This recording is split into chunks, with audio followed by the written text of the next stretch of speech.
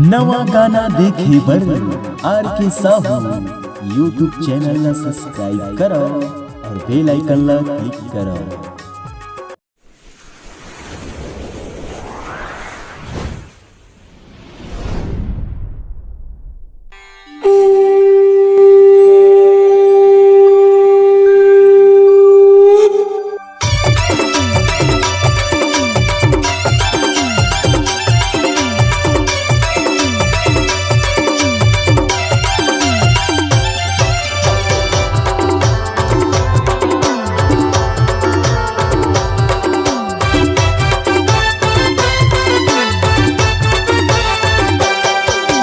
गौरी के बेटा तोर महिमा महान, सब देवता में प्रभु जी हवस न दान। गौरी के बेटा तोर महिमा महान, सब देवता में प्रभु जी हवस न दान। जगह जगह पंडाल छवागे, जगह जगह पंडाल छवागे।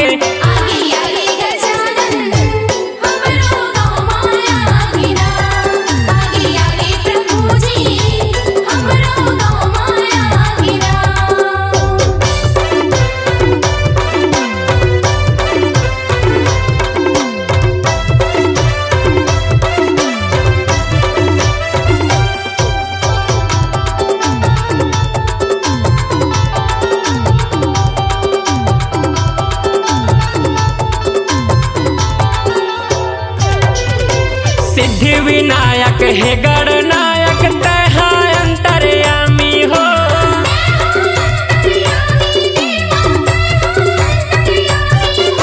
सबो देवता ले पहली पूजा तोर होठे गजानंद स्वामी हो।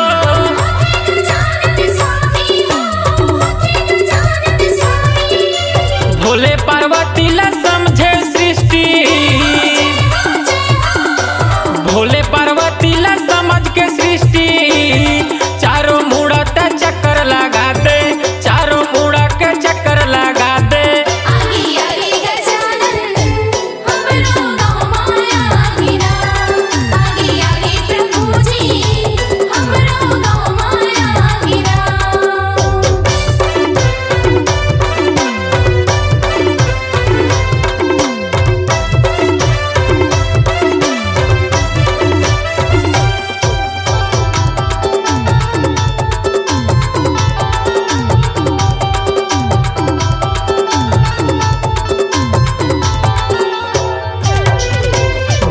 सुहावन तोर वाहन मुसवा के सवारी हो।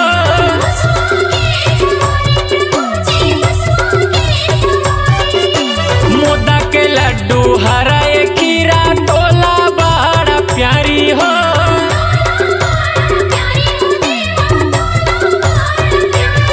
पूरा दुनिया में प्रभु तोर होवा थे भक्ति, पूरा दुनिया में प्रभु तोर होवा थे भक्ति। जगह जगह जयकारा बोलागे, जगह जगह जयकारा बोलागे।